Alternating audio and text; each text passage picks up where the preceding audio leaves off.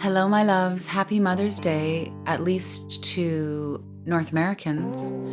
I know Mother's Day is different in the UK and Australia, so put a pin in it. And when it's Mother's Day, or if you just want to feel some divine mama love, or you want a little cry, I don't know. I don't think this will make you cry. Made me cry. I am interrupting my 3-part series called What in the Woo. We've talked about the definition for ego and the definition for inner child. Next week, we're going to be talking about karma, which is big and juicy. But since Mother's Day, here we are. And since my son just moved across the country, I'm not going to cry. It was like this. It was a lot about my grief, this move, my grief, don't go, and a lot about aggravation. It's really time for you to go. And that grief and that aggravation has morphed into excitement for both of us. And now it's basically, let's fucking go. I wept almost daily for weeks leading up to his departure. He has a name, by the way. His name is Harper. I didn't speak his name out loud publicly for 18 years until I might have slipped once during a speaking gig.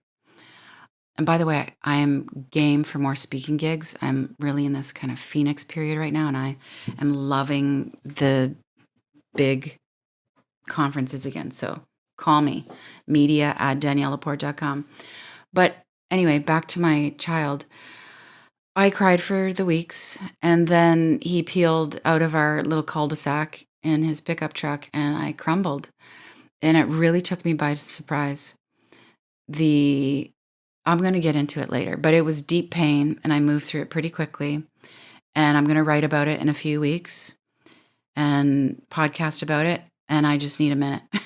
So I'm going to go deep, but keep it light today. And also, I've been traveling for a few weeks, and by the time you hear this, I will be in Paris feeling zero guilt about eating strawberry crepes with Nutella. And then I'm en route to Quebec to spend Mother's Day with my son and my mom. Yeah, they live in the same city now. So in some sort of particular order, this is how I attempted to entrain my only child into higher consciousness, mostly by living by example, but often by just preaching in the kitchen while making burritos, like full on preaching, like knowing that I was there was nowhere for him to go. I needed to get this theory into him. Except it turns out that the kid incarnated as a very wise soul. And my hot air was really just some wind beneath his wings. Okay, I've got this down to 19 things. 19 things I tried to teach my kid, my son. 19 things I tried to teach my son. I think it got through. Number 1, when you're right, don't be an asshole about being right. Subtle righteousness, veiled righteousness even, is the best play.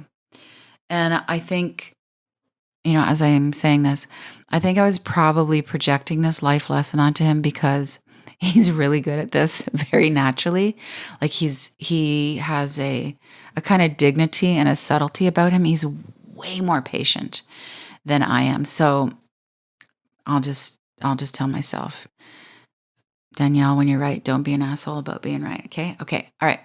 2, idealism is magnetic. It's sexy too.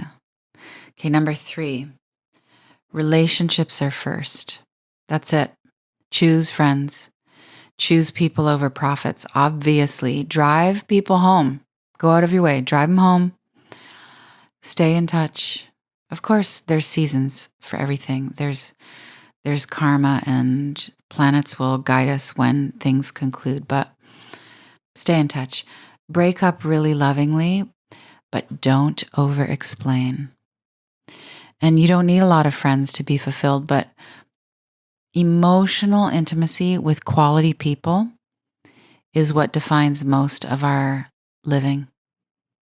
Yeah, emotional intimacy with the right people, quality people. It defines your life. It's the best part of your life. It's how we heal. isn't it? It's everything. Relationships are first. Fourth lesson, but not fourth in priority, I think. Follow the money. Follow the money. P.S. Just follow the money. Who funded that scientific study?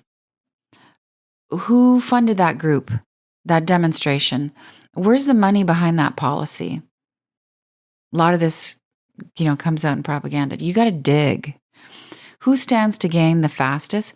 Who's going to lose over time? Follow the money every time.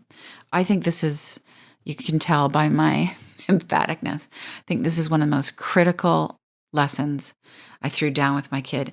And I got so excited when he had the capacity. Well, he always had the capacity. Well, maybe tweeny time, just started to form the capacity. But really when he started to have the interest to figure out who was funding things, whether it was a protest or the government or a medical intervention or a policy within the educational system. Anyway, I love this kind of conversation with my kid. Okay, next one. It's going to sound like so disciplinarian, but I'm the last. I ain't that. Stand up straight. The spine conducts Kundalini energy. Spine, your Shushumna, your spinal column is what carries your life force up and down. You will think more clearly. You will see more clearly. Your digestion will be better if you stand up straight. And it's great for relationships. People will feel safer in your presence. Partly because, there's that air of physical confidence, but life force is traveling through your system. It's very magnetic. And you get bonus points for having good posture in restaurants with your napkin placed on your lap. I took him everywhere. We took him everywhere when his father and I were still together. And we were together for 7 years of Harper's life. And then we were apart for a year. And then we got back together. I married the same guy twice. And then we finally parted ways around Harper being about 8 or 10. But there wasn't any where we didn't think we could not bring our child. And so restaurants, people used to say to us, "You bringing him to the restaurant?" Yeah, why wouldn't we bring him to the restaurant? He can sit on my lap. There's high chairs, He'll be cool. Just be cool and your kid's cool. I know it doesn't always work that way, but speaking of restaurants, remember to push your chair back in when you're leaving. And then be sure to just quietly judge everyone else who does not push their chair back in when they leave. And in fact, I think we should all make this a qualifying test for every relationship in our life. Does the person push their chair back in when they leave the restaurant? I think it's a metric of consciousness. Number 6, please express your anger and your frustration. Because when you don't, it turns into sadness. And that's it's a big bummer, that kind of sadness. There's like heartbreak sadness, and then there's repressed anger and frustration sadness, and that is just toxic. Number 7, be bored. Do I care? Yes, I care. I want you to be bored because it's going to make you more creative and less obsessive and less jittery. Boredom is great for your imagination. You're going to figure it out. I know you will.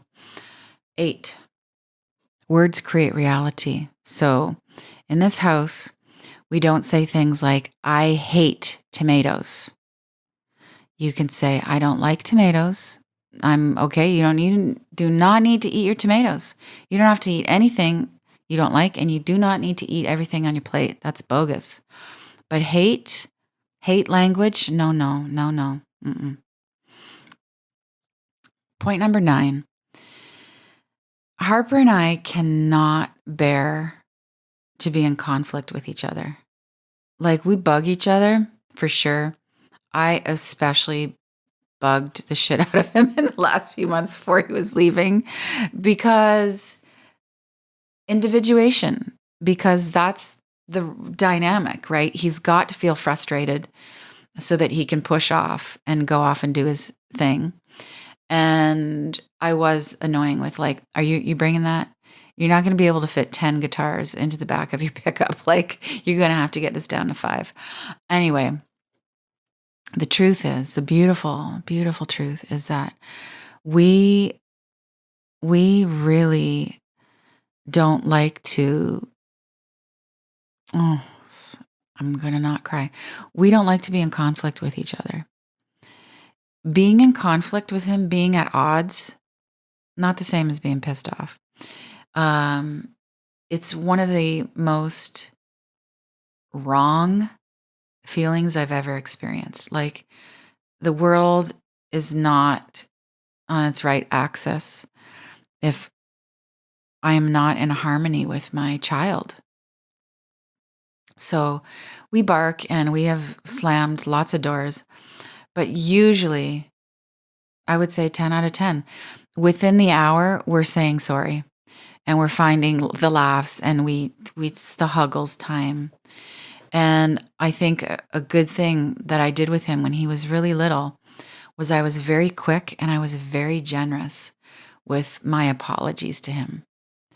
I never spoke about myself in third or second person, like, Mama, sorry, but I would just go in and just say, that was not my best moment, and that was not cool. I'm really sorry. And I think it helped. I think it helped us repair. We know how to repair. Yeah. 10. This is critical. I got my kid in a good rock and roll really early on. With little kids, you know what I find is appealing, really works, is the Beatles. And then, depends on the kid, but I think you can go from the Beatles straight into Bowie, because Bowie's just like weird enough and twang enough, you know? And then there's some maturity, and then it's time for Zeppelin, obviously. And then Queen. Queen is so big and operatic, you know? You know what comes after Queen? Opens the door to T-Rex. Then The Clash. And that, I think, is the gateway into 70s folk, Crosby, Stills, Nash, and Young, when Young was cool. And then right around the corner from 70s folk is Grand Funk Railroad, which brings us full circle back to present time, give or take, Erykah Badu. You see? You see how it works? All starts with the Beatles. I used to hear him listening to 70s music in his room, and I would think to myself, my work here is done. Number 11. I didn't have to do this often, but I stood up for him in front of him.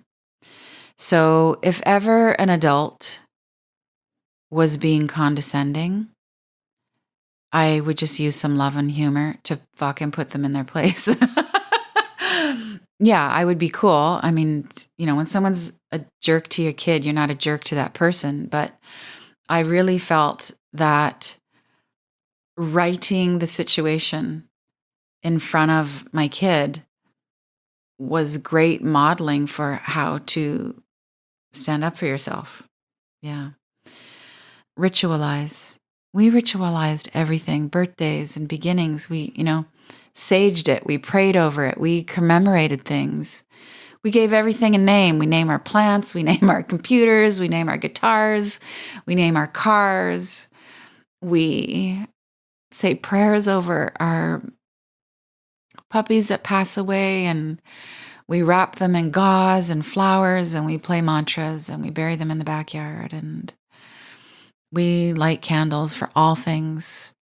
We pray before we... Oh, shit. I'll tell you. I was going to save this story for when I talk about the grief. Oh my gosh. But you know how I knew I did a good job with this kid and that ritualizing worked is the day he was getting his truck ready with his 10 guitars to go. I said, let's sage your truck before you peel out of here. And there's no pushback. He's like, oh yeah, great idea, right? And I knew I was a victorious and divine parent when, as I'm at the back of the tailgate, saging the rear end of the truck and under the tires, Harper goes and he opens his hood so that I can sage his engine. And I just like, I done right, boy. You know how this works. All right, point 13 is really just a question that was perpetual for us. How can we make this more beautiful? We made everything more beautiful. Little flower, little candle, little bow tie, cool belt buckle. Yeah, beauty heals. We both, I think we're both born with the beauty gene in terms of not just being sexy and gorgeous and having great hair, but just knowing that beauty is divine. It's a way of bringing heaven to earth. Number 14, very current, very practical. Do not talk smack to artificial intelligence. Not that we would ever have such a thing like Alexa in our home, because surveillance. But if you have it, I get it. It can be fun and convenient, but get it out of your house. Why do we not talk smack to disembodied intelligence? Because it is being crowdsourced trained on how to treat humans. And B, shit talk in any circumstance is low vibe. Do not stoop your vibe for any reason, especially to a machine. Teaching number 15, shop secondhand.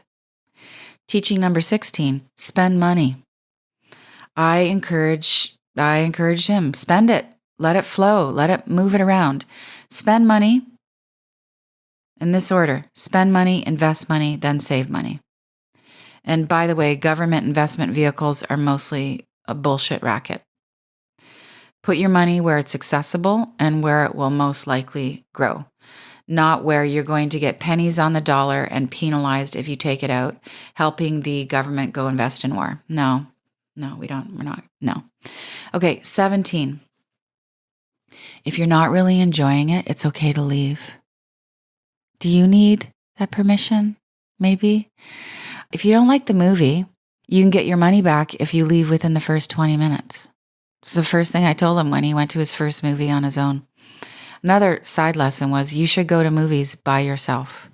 This is living. This is consciousness. If the book is really bad, don't finish it. If the party is boring, you just slip out, That's why you keep your coat on. There's no need to suffer. And this, by the way, this way of doing life, like if it's not really enjoyable, it's okay. You can go. This is what led my son to graduating high school a year early. He didn't love the curriculum. I certainly did not love the curriculum. So we had the conversation with the guidance counselor. He said, you can fast track out of here. And so that's what my son did. He nailed the credits because, graduate. And then he started his carpentry and music career while everybody else was still figuring out calculus, 18. Profuse gratitude is the Tao. It's the way. Thank everyone all the time, everywhere. And finally, 19, even though my kid is 21. I kept it real. I think I maybe kept it too real sometimes. I most definitely overshared about my love life. That was weird and inappropriate. There were a few bouts of hormonal crying while I was making avocado on gluten-free toast before school. And I just said, I'm fine. Don't worry about me. I'm fine. But maybe my too realness helped him be such a patient, cool guy, Or maybe I owe him some money for therapy. My gratitude section in my last book, How to Be Loving, reads like this. HLJ. You've taught me one of the greatest virtues of all, patience. And not because I've had to be patient with you, but because you've been so patient with me. Thank you, thank you, thank you. All right, let's take a deep breath. I have a postscript for parents of little ones and any of us wanting to parent little ones, any of us who love taking care of little ones, ours and others. This is how it all started for me. I watched The Business of Being Born, Ricky Lake and Abby Epstein. So good. And it has stood the test of time. I read Ina May's Guide to Natural Childbirth. It is called Ina May's Guide to Natural Childbirth. It is by Ina May Gaskin. And I actually went to a talk of hers. I waddled in there 8 months pregnant. She is a hero in the space of midwifery. And I read everything that Dr. Sears and the whole Dr. Sears family put out in terms of books and approaching your baby's arrival from that point on as a fourth, quote, trimester, and co-sleeping and all the things. And I had a home birth. We co-slept. Found out that is a political issue. Holy smokes. Co-sleeping, what you put into your kid's body. Oh my God. I lived off credit cards and savings for the first 2 years of my kid's life. Super conscious decision. His father was a firefighter, had a salary, but we had to dip into the MasterCard. And I chose to do that rather than pay someone to look after my kid while I went back to work. And I'm not a saint for doing that. That's just my choice. And I had to go back to work and get out of debt, and also go back to work to fulfill my vocation and destiny. And I was getting bored of being stay-at-home mom. That was actually a really epiphanic moment one day when a really good friend called me and just like, hey, how's it going? And how's Harper? And I was just like, oh my God, if I gotta load and unload the dishwasher one more time and change one more diaper, I think I'm gonna lose my mind. And she said, oh, you're bored. And I was like, oh, bored. Boredom would make me a terrible mother. But I realized I was fucking bored. And it was time for my critter to go across the street to daycare. And we started with 2 hours a week. And then it was 1 hour every day for 3 days. And we so soft launched him into daycare until he was going 4 days a week for 5 hours a day. And I started to write books again. No sugar, no freaking apple juice, no fruit juice. That is bullshit. No babysitters. Didn't even leave him with my mom. No screens of any kind for the first 2.5 years. And no timeouts. They don't work. At least they didn't work for my kid. I don't even know if they work for my kid because I never tried it. I just thought this doesn't feel right. And I really just went with my intuition for like every call with my child. There was no timeouts. There was no crying it out. There was none of that. And everybody has their way, and that is everybody's karma and dynamic with their kids and different strokes. No judgment. You got to follow your intuition. I read Gabor Mate and Gordon Neufeld's book, Hold On to Your Kids. And while I was pregnant, I read the book Raising Cain. I think the subtitle of that is Protecting the Emotional Life of Boys. I knew I was going to have a boy, and boy, did I learn a lot from that book. I was never convinced that team sports make you a better person, so I didn't force it. It wasn't his thing. He did not have a device, a phone, until he was 11. And it was around that same time that I started to talk very openly, very plainly to him about pornography and drugs and addiction and censorship. My theory was that I was going to get to him with information before the internet could. And that seemed to work. He was definitely one of the most informed kids in his class, but he didn't come home with any weird stories about birds and the bees and big boobies, and he knew what was going on when we drove through the downtown east side, which is where some of the most addicted people in our city are trying to live homelessly. we had shared passwords on all of our devices until he was 18. We might even have shared passwords. In fact, now that he's gone, do you know, you don't know, because this is very private, but I'll tell you, we have a family password because there's all this scammy bullshit going on where AI or some awfully behaved individual is calling mothers and saying, we have your child and you need to send money because they've been in a car accident or there's some kind of weird ransom thing happening. And because the algorithm, the AI, can surreptitiously lift people's voice imprints, the mother will say, well, put my kid on the phone, and the voice on the other end sounds like your kid. So you need to have a password. So we have a word, a phrase that if some AI bullshitter calls me, I can say, is this really my son? What's the password? And of course, AI doesn't know the password. Anyway, in terms of tech passwords, the policy was I will have passwords to all your devices, and you can have passwords to all my devices. One, in case any of us gets abducted by aliens and we need to crack into our things. Two, if you're going to go astray, I need to know that. I need to hunt you down. And I'm not going to use your password unless you seem to be in some kind of trouble. Generally, I gave Harper a ton of freedom. It was all creativity all the time.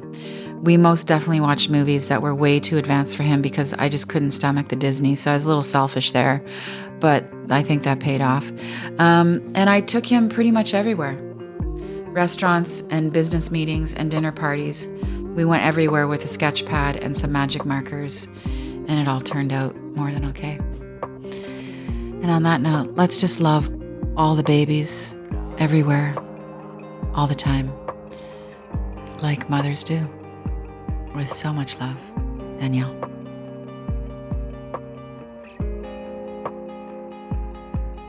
Thank you so much for listening, for feeling, for spreading the word. With love.